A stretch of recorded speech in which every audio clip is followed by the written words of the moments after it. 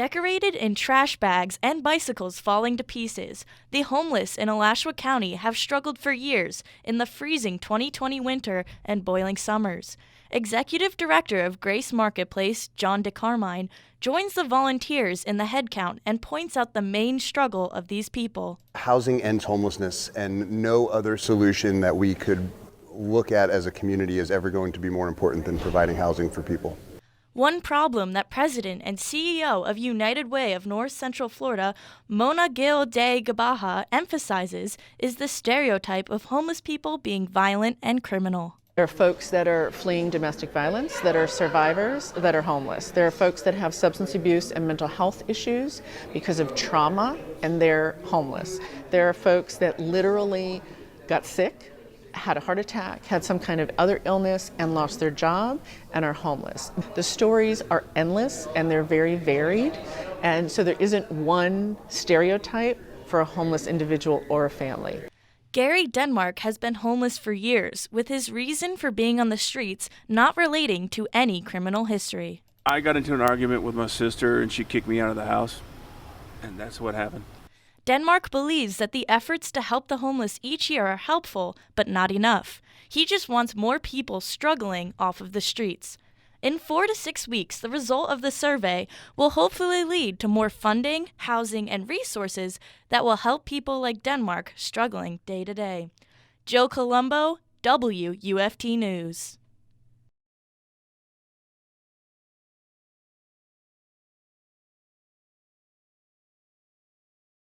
Homeless people in Gainesville sit on corners wrapped in old blankets, and it draws the attention of even more people when a dog is laying beside them. James Curry is the owner of a sweet-natured pit bull mix named Purple.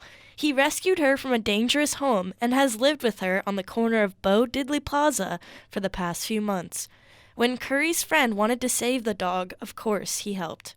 He had her. He had some people he knew had her, and they couldn't deal with her because they left her locked in the bedroom for 3 or 4 days by herself, and she tore the room up and everything else, and they were complaining.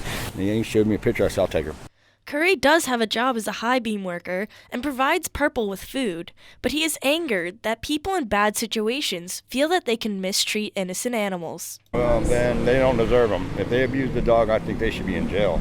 Children and animals are innocent. You should never harm them in any way. And if you do, you need my foot in your rear. I'm sorry.